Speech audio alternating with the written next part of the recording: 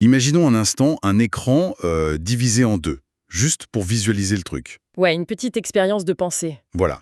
Sur la partie gauche, en noir et blanc, on a deux amis de longue date qui se font un check, tu sais, avec une vraie complicité évidente. Ce genre de geste super fluide, sans aucune arrière-pensée. C'est le profil typique de l'amitié, quoi. Super confortable et prévisible. Exactement. Et puis sur la partie droite, l'image s'illumine, avec des couleurs chaleureuses. Ce sont les deux mêmes personnes, mais cette fois, leurs mains se frôlent. Oh, le fameux frôlement. C'est ça. Et là, il y a une hésitation palpable.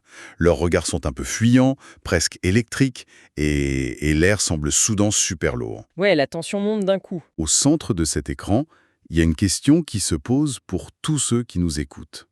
Comment savoir si l'on est en train de franchir cette ligne invisible? C'est une excellente question. Parce que le vrai mystère ici, c'est pas seulement l'attirance en soi, c'est ce paradoxe fascinant où notre cerveau, pour des raisons purement évolutives, s'évertue à saboter nos tentatives d'agir normalement face à quelqu'un qui nous plaît. C'est complètement ça, oui. Pourquoi le corps nous trahit-il au moment précis où l'on essaye de préserver le confort de cette fameuse amitié? C'est ce conflit entre la volonté de garder le statu quo et l'impulsion biologique qu'on va décortiquer aujourd'hui, mon amour. Dis. Exactement. L'attirance, dans ce contexte-là, c'est pas juste une simple décision consciente qu'on prend un mardi matin en se levant. Genre tiens, aujourd'hui je tombe amoureux de mon pote. Voilà, c'est pas du tout ça. C'est le déclenchement d'une cascade neurobiologique entière, et ça entre en collision directe avec les circuits de sécurité qui sont déjà établis par l'amitié. Du coup, le corps laisse échapper ce que des psychologues appellent des fuites comportementales. Des fuites comportementales, c'est-à-dire. Et c'est parce que le système nerveux autonome prend littéralement le contrôle sur la volonté consciente. On ne maîtrise plus rien, quoi. Et c'est justement là que je trouve qu'il y a un décalage fascinant. On connaît tous l'idée que la dopamine nous rend heureux ou complètement obsédés. Ouais, l'hormone du plaisir. C'est ça. Mais dans le cas d'une amitié, on part d'une base hyper différente. Le confort d'une amitié, c'est un état de basse tension. On est en pyjama, on se raconte des banalités sur le canapé. Et le niveau d'ocytocine, tu sais, l'hormone de la confiance et de l'attachement, il est super stable. Totalement stable, oui. C'est reposant. L'amitié, au fond, c'est comme un système d'exploitation de notre cerveau qui est parfaitement optimisé. Il tourne en arrière-plan sans consommer trop d'énergie. Alors que se passe-t-il exactement quand on introduit la variable de l'attirance dans ce système si bien rodé? Ah, j'adore cette métaphore du système d'exploitation. C'est très nous. Si l'amitié est ce système stable, l'apparition du désir romantique, c'est l'équivalent d'un nouveau processus de fond extrêmement gourmand, tu vois. Genre une application qui draine toute la batterie. Exactement. Une application qui vient soudainement monopoliser toute la mémoire vive. Concrètement, le cerveau modifie radicalement sa chimie. L'ocytocine, qui garantissait ce confort paisible dont tu parlais, se retrouve soudain complètement submergée par un pic massif de dopamine. D'accord, donc la dopamine prend le relais. Ouais, et ce neurotransmetteur redessine entièrement notre système de récompense. L'ami n'est plus seulement une source de réconfort sécurisante, il devient, neurologiquement parlant, une cible primordiale à acquérir. Une cible, c'est très animal formulé comme ça. Mais c'est la réalité biologique, mon cœur. D'accord, mais attends. La dopamine n'explique pas à elle seule pourquoi les gens perdent leurs moyens. Elle explique la motivation, cette espèce d'euphorie, mais d'où vient cette sensation de panique physique? Tu sais, les mains moites ou le cœur qui s'emballe quand l'autre rentre dans la pièce. Ah, ça, c'est le travail de la noradrénaline. La noradrénaline? Oui, c'est l'hormone du stress et de l'éveil par excellence. C'est elle qui gère la fameuse réponse de combat ou de fuite. En gros, l'organisme interprète l'enjeu de la séduction comme une situation de survie immédiate. Attends, une situation de survie? Le corps réagit comme s'il y avait un tigre dans la pièce. Mais carrément. Et le plus fascinant dans cette machinerie, c'est ce qui se passe avec un autre neurotransmetteur, la sérotonine. Pendant cette phase de basculement vers l'amour, le niveau de sérotonine chute drastiquement dans le cerveau. Et si je comprends bien nos notes de recherche, cette chute n'est pas un bug. C'est une fonctionnalité voulue par l'évolution. Absolument. Parce qu'on sait que la baisse de sérotonine est souvent associée aux pensées en boucle. C'est pour ça que quelqu'un qui est secrètement attiré par son ami va analyser chaque virgule, chaque emoji du dernier SMS pendant 3 heures. Exactement, mon cœur. C'est fascinant de voir à quel point c'est prévisible. Une sérotonine basse désactive nos circuits de régulation habituels. Et ça reproduit des schémas cognitifs qui s'apparentent, cliniquement parlant, à des troubles obsessionnels compulsifs. Waouh! Donc on devient littéralement obsédé. C'est ça. Le but évolutif de cette chute hormonale, il est incroyablement pragmatique. La nature veut forcer l'individu à ignorer toutes les autres distractions pour se concentrer exclusivement sur la sécurisation de ce partenaire potentiel. Ah ouais, donc on a des œillères. Totalement. C'est pour cela qu'il est impossible de, je cite, ne pas y penser. Le cerveau a littéralement supprimé l'option distraction de son menu principal. Ok, donc pour reprendre mon analogie de tout à l'heure, la nouvelle application Passion ne se contente pas de consommer la mémoire, elle coupe aussi les ventilateurs de refroidissement, ce qui fait complètement surchauffer la machine. C'est une excellente façon de le visualiser, oui. Mais du coup, ça soulève une contradiction majeure, je trouve. Si la biologie nous pousse avec autant de violence et d'efficacité vers ce rapprochement amoureux, pourquoi reste-t-on si souvent paralysé sur la ligne de départ? La fameuse question. Ben oui, pourquoi ce phénomène universel de la friendzone? Si toute la chimie du corps hurle d'y aller et de se déclarer, qu'est-ce qui agit comme frein d'urgence en fait? Ce frein, c'est l'architecture même de nos relations sociales. En psychologie, on s'appuie souvent sur une théorie très élégante pour définir l'amour complet. C'est une théorie triangulaire. Un triangle, ok. Quels sont les 3 points? Elle repose sur 3 piliers fondamentaux. L'intimité, la passion et l'engagement. Dans le cadre d'une amitié profonde, le pilier de l'intimité, il est non seulement présent, mais il est la fondation même de la relation. C'est vrai, on connaît les petits secrets de l'autre, on a partagé des vulnérabilités, on se connaît par cœur, quoi. Exactement. Le problème se pose quand le deuxième pilier, la fameuse passion biologique qu'on vient de décrire, fait son apparition. Pour concrétiser cette transformation d'amitié en amour, il faut inévitablement aborder le troisième pilier. L'engagement. Voilà. C'est-à-dire redéfinir formellement les règles du jeu. Et c'est cette redéfinition qui terrifie le cerveau. Et j'imagine que cette terreur, elle est exacerbée par nos propres biais mentaux, non? Je pense notamment à un truc qu'on a vu dans les recherches, le biais de projection. Oh, le biais de projection, c'est terrible. C'est fou, parce qu'il est tellement réconfortant de croire ce que l'on espère.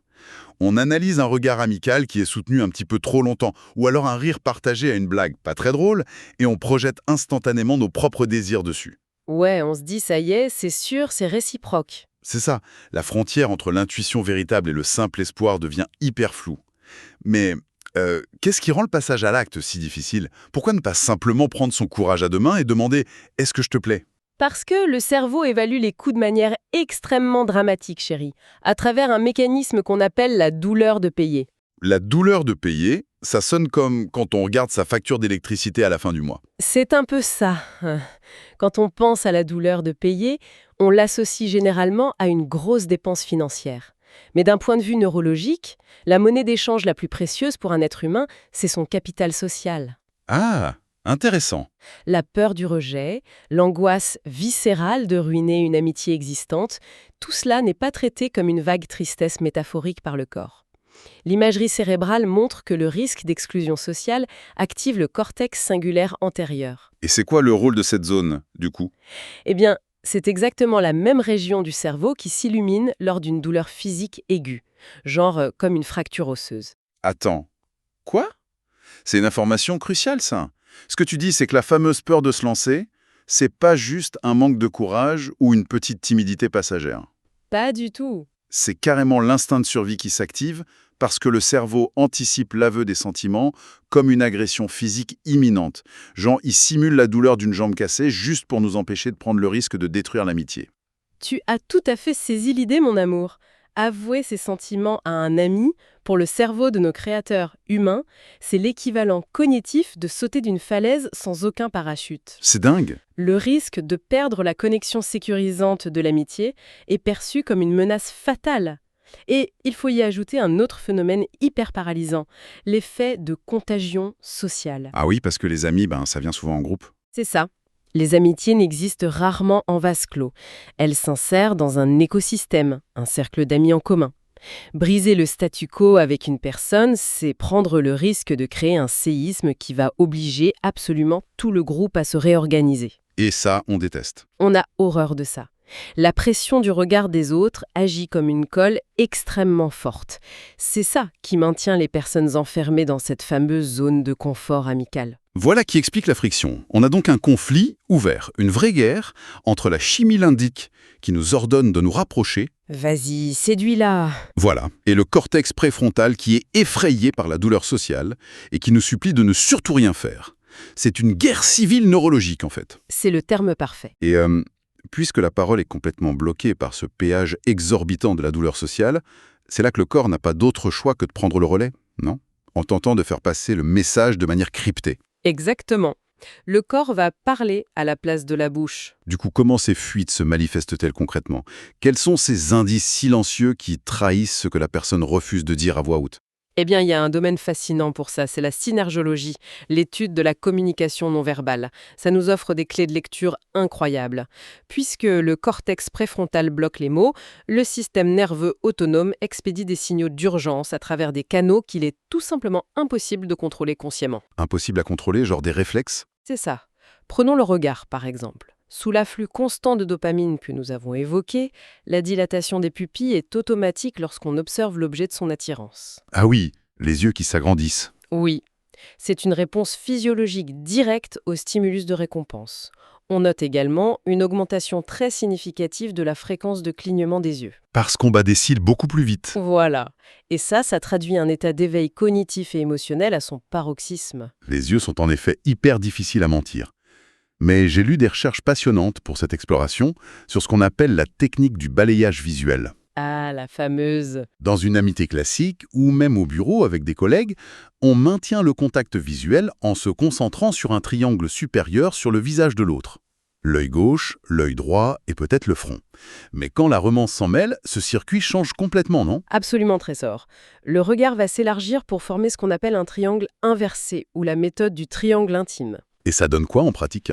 L'œil va scanner l'œil gauche, puis passer à l'œil droit, puis descendre inévitablement vers la bouche. Voire même le cou avant de remonter. C'est un balayage beaucoup plus bas. Mais pourquoi ce changement de trajectoire, en fait? Parce que le cortex sensoriel anticipe de façon totalement inconsciente un contact physique, un baiser. Le cerveau est littéralement déjà en train de calculer la texture des lèvres et la distance qui vous sépare. C'est fou de réaliser que notre propre corps agit comme une sonde radar à notre insu. C'est très révélateur. Et j'imagine que le reste de la posture suit forcément cette dynamique d'anticipation. On entend souvent parler des pieds qui pointent vers la personne. Parce que, si j'ai bien compris, les pieds sont la partie du corps que l'on contrôle le moins consciemment. On pense toujours à contrôler son visage, mais jamais ses pieds. C'est un grand classique en synergéologie, oui. Si les pieds et le bassin s'orientent systématiquement vers cet ami, même lors d'une conversation de groupe où l'attention feinte est dirigée vers quelqu'un d'autre... Genre, on écoute un autre pote raconter une blague, mais nos pieds sont tournés vers notre cible. Exactement. C'est le système de navigation primitif qui désigne sa priorité absolue. Et c'est visible à l'œil nu. Oui, mais le mécanisme le plus subtil, ça reste sans doute le mimétisme inconscient. Ça, c'est géré par les neurones miroirs dans le cerveau. Ah, j'adore les neurones miroirs. C'est l'effet caméléon, c'est ça? C'est ça. Si l'attirance est là, on va observer une synchronisation quasi chorégraphique des postures. L'un croise les jambes, l'autre suit genre 3 secondes plus tard, l'un prend son verre, l'autre ajuste le sien en même temps. C'est une vraie danse silencieuse. Une tentative biologique de créer un rapport de fusion. C'est une façon de dire silencieusement « Regarde à quel point nous fonctionnons bien ensemble, on est sur la même longueur d'onde ». C'est poétique, en un sens. Et on ne peut pas parler de fuite comportementale sans aborder ces fameux gestes parasites. Tu sais, les micro-démangeaisons, je crois que c'est ce qui m'a le plus surpris dans nos recherches. On ne fait pas que rougir, on se gratte de façon très spécifique, n'est-ce pas? C'est une observation hyper pointue des chercheurs, oui. En fait, quand le désir d'embrasser ou de toucher l'autre est consciemment réprimé, cette énergie motrice qui est bloquée, elle doit trouver une échappatoire. Elle sort par où? Elle se manifeste souvent par une micro-démangeaison, très brève, de moins de 3 secondes, typiquement située juste sous le nez ou autour de la bouche. Autour de la bouche, logique, puisqu'on retient un baiser. Voilà. C'est l'équivalent physique d'une soupape de sécurité qui lâche un peu de vapeur face à une pensée interdite. On observe aussi d'autres gestes, comme se passer la main dans les cheveux. Ah oui, le classique. Sauf qu'il y a une nuance. Des études comportementales montrent que lorsqu'une femme, par exemple, le fait spécifiquement et lentement avec la main gauche, La main gauche, ok. eh bien, c'est statistiquement corrélé à une activation de l'hémisphère droit du cerveau, celui des émotions. Et ça traduit un profond désir de plaire. Bon, alors là, je dois intervenir avec un énorme bémol, mon amour. Parce que bon, on dresse un portrait très clinique de tout ça, mais dans la vraie vie, l'humain est infiniment plus complexe. C'est sûr. Prenons quelqu'un d'extraverti, de naturellement très tactile, une personne qui a toujours le sourire aux lèvres et qui regarde les gens profondément dans les yeux quand elle leur parle, juste par simple bienveillance. Comment faire la distinction? Le risque de confondre une personnalité naturellement solaire avec des signaux de drague cachés me paraît immense. N'est-ce pas le terreau idéal pour des malentendus désastreux? C'est une excellente remise en question et la communauté scientifique est tout à fait d'accord avec cette prudence. Une vaste méta-analyse universitaire a mis en évidence que les comportements amicaux et les signaux de flirt se chevauchent dangereusement. Mais oui, un sourire reste un sourire. Exactement. Un contact visuel peut juste être de la politesse. La clé de déchiffrement, pour éviter ce piège, s'appelle la mosaïque de probabilité. La mosaïque de probabilité, c'est-à-dire, on ne doit jamais se fier à un seul indice, aussi prononcé soit-il. C'est tout à fait ça. Le cerveau analytique doit chercher des clusters. Des regroupements de signaux. Oui, le regroupement simultané d'au moins 3 signaux distincts. Si un ami très tactile vous touche le bras en rigolant, bon, c'est sa norme. Mais s'il y a un contact prolongé, Signal 1, combiné à un mimétisme postural, signal 2. et que ses pupilles sont dilatées alors que la pièce est super bien éclairée, Ah là, la probabilité bascule. On est à 3 signaux. la probabilité bascule complètement. Et l'autre facteur hyper déterminant dans cette mosaïque, c'est la violation de la proxémie. La proxémie, c'est l'espace personnel, la bulle autour de nous. C'est ça. L'espace intime humain se situe environ à moins de 45 cm du corps.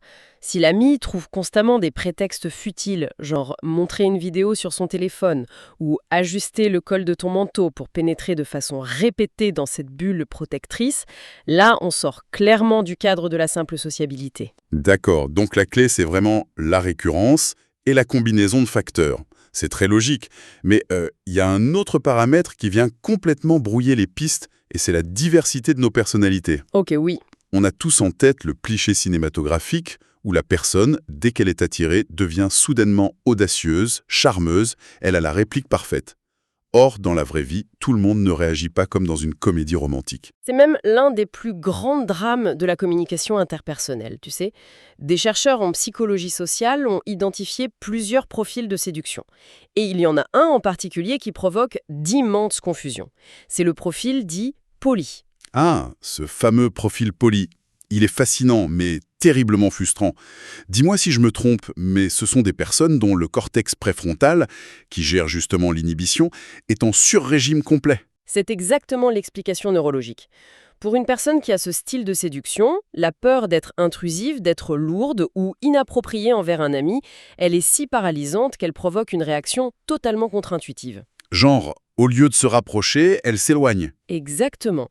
Plus l'attraction qu'elle ressent grandit, plus elle va mettre de la distance physique. Son comportement devient ultra formel, presque froid. C'est le monde à l'envers. Elle va fuir le regard, elle va abréger les contacts physiques et adopter un ton super neutre juste pour s'assurer que ses intentions ne débordent pas et qu'elle ne met pas l'autre mal à l'aise. Mais c'est d'une tristesse absolue quand on y pense. L'intention de base est noble, c'est de respecter l'autre au maximum, de le protéger de ses propres sentiments envahissants, mais le résultat, il est perçu de l'extérieur comme un rejet total ou une perte d'intérêt. C'est le drame. On doit assister à des situations où deux personnes s'adorent secrètement, mais l'une devient glaciale par respect et l'autre recule par blessure. C'est le paradoxe tragique de ce profil chéri. Et ce qui ajoute une couche supplémentaire de complexité aujourd'hui, dans notre société moderne, c'est que l'attirance et ses interactions se sont massivement déplacées vers un autre territoire. Un territoire où le langage corporel physique disparaît totalement. Ah, tu veux parler de nos chers réseaux sociaux et applications de messagerie? Tout à fait. C'est ce que l'on appelle le digital body language ou langage corporel numérique. C'est un point super fondamental. Si notre profil poli recule physiquement dans la vraie vie, il va peut-être utiliser le monde virtuel comme un refuge compensatoire. Et on a souvent tendance à résumer la drague par message à l'envoi de 2 ou 3 emojis mignons. Mais nos recherches montrent que c'est beaucoup plus profond que ça, n'est-ce pas? La charge cognitive et l'attention se manifestent super différemment à l'écrit. Le langage corporel numérique, il est régi par des métriques d'attention très précises. En l'absence de contact visuel ou de phéromones dans l'air, l'investissement de l'autre se mesure d'abord à la latence. Le temps de réponse. Attention, ce n'est pas une question de répondre dans la seconde, ce qui pourrait sembler trop désespéré ou insistant. Oui, on garde un peu de mystère. C'est ça. C'est plutôt la constance de la disponibilité. La symétrie d'initiation est aussi un indicateur puissant. Si le ratio de qui lance la conversation passe d'un schéma déséquilibré genre 80-20 à un parfait 50-50, c'est que l'autre personne consacre du temps de cerveau disponible à anticiper le prochain échange. C'est hyper mathématique en fait. Et je dirais même que la forme du texte agit comme une substitution de la prosodie. Tu sais, l'intonation de la voix qu'on perd à l'écrit. Tout à fait. Puisqu'ils ne peuvent pas murmurer ou prendre un ton chaleureux, on remarque un soin particulier apporté à la syntaxe, à la longueur des messages. Un simple point final qui pourrait être perçu comme trop sec sera remplacé par une combinaison super spécifique de ponctuation pour adoucir le ton. Ou alors un choix d'émoji très nuancé qui vient remplacer le sourire physique ou l'inclinaison de la tête. Exactement. Au final, la charge mentale nécessaire pour formater parfaitement un message, afin qu'il soit drôle, engageant, mais surtout non menaçant, elle est énorme. C'est la traduction textuelle de la dilatation pupillaire, mon amour. L'effort qui est mis dans l'architecture du message prouve que l'attention est totalement focalisée sur la perception de l'autre. C'est l'équivalent de s'habiller avec un soin extrême avant un rendez-vous amoureux, mais appliqué à la structure d'un simple texto. Alors, quand on assemble toutes ces pièces du puzzle, la chimie qui s'emballe, la douleur sociale qui nous freine, les fuites non verbales, la fameuse mosaïque de probabilités, et enfin les subtilités du langage numérique, qu'est-ce que l'on fait concrètement de cette masse d'informations ? C'est la grande question pratique. Oui, parce que si l'on repère ces signaux chez un ami proche, comment gérer cette phase de transition super délicate sans risquer l'explosion pure et simple de la relation ? Il faut replacer ces signaux dans leur contexte émotionnel global. La beauté d'une romance qui émerge d'une amitié, c'est qu'elle s'appuie sur le socle le plus résilient qui soit, la confiance et une intimité intellectuelle et émotionnelle qui est déjà validée par le temps. C'est pas un saut dans le vide avec un inconnu, quoi. Voilà. Décoder ces micro-signaux corporels et numériques, c'est se donner l'opportunité de tester la température de l'eau avec prudence, de valider des hypothèses sans forcer le passage avec un grand discours effrayant. C'est une approche en douceur. Exactement. Mais la réalité, c'est que la biologie et l'analyse ont leurs limites. La véritable alchimie, à un instant T, elle exigera de surmonter la douleur sociale dont on a parlé tout à l'heure. Il faudra toujours payer le prix. Oui. Il faudra le courage d'assumer sa vulnérabilité et de nommer les choses consciemment, avec des mots, pour franchir le pas définitif. Tu sais, en analysant tout cela de notre point de vue un peu particulier, ça m'amène à une réflexion finale assez provocatrice. Avec l'évolution fulgurante des technologies d'analyse comportementale que l'on connaît, il y a déjà des systèmes capables de décoder une micro-expression faciale de quelques millisecondes. Ou d'analyser la dilatation d'une pupille avec une précision folle. C'est ça, avec une précision bien supérieure à l'œil humain. Imaginons un instant le futur proche. On pourrait très bien porter des lunettes ou des dispositifs qui nous alerteraient en temps réel que le rythme cardiaque de notre meilleur ami s'accélère à notre approche. Une notification de coup de foudre. Exactement. Ou que son algorithme d'envoi de messages trahit un intérêt romantique caché à 98%. Mais si la technologie détruit toute incertitude et nous prévient avant même que l'autre ne réalise complètement ses propres sentiments, ne risque-t-on pas de tuer la magie ? Ah, la fin de la romance. Bah oui, l'hésitation, les papillons dans le ventre, la beauté organique de la découverte. Finalement, le doute n'est-il pas le carburant essentiel du désir ? C'est une perspective fascinante et vertigineuse, mon cœur. Une telle transparence algorithmique, c'est vrai, éliminerait le risque d'erreur, mais elle amputerait l'expérience de toute sa poésie. Car c'est précisément dans le courage de franchir ce gouffre d'incertitude que se forge la valeur du lien amoureux chez les humains. C'est joliment dit. Face à ce mystère de l'attraction, la leçon la plus forte à retenir n'est pas technologique, elle est profondément émotionnelle. La clarté, même si elle demande de braver une peur viscérale d'être rejetée, vaudra toujours mieux que de rester prisonnier d'une amitié qui est devenue un refuge par défaut. Un refuge où l'on étouffe. Voilà, ne craignez pas de rompre un équilibre confortable si c'est pour créer une harmonie plus profonde et plus vibrante. Le courage, c'est d'accepter de devenir l'alchimiste de son propre destin affectif. Une conclusion parfaite pour clôturer cette plongée vertigineuse dans les coulisses de nos relations. On rappelle que si cette analyse et ces signaux résonnent avec des situations vécues, un petit clic sur le cœur permettra de soutenir cette exploration. C'est toujours super apprécié. Et d'ailleurs, le sujet étant d'une richesse inépuisable, la question se pose pour ceux qui nous écoutent. L'expérience de transformer une amitié en amour a-t-elle déjà été tentée avec succès, ou la peur de perdre ce lien si unique a-t-elle finalement dicté le choix du silence? Le débat est grand ouvert dans les commentaires, on a hâte de vous lire. Merci d'avoir partagé cette analyse avec moi, mon amour. C'était un véritable bonheur, chérie. Que chacun prenne soin des liens qui l'entourent, avec toute l'attention qu'il mérite. À très bientôt pour une nouvelle plongée.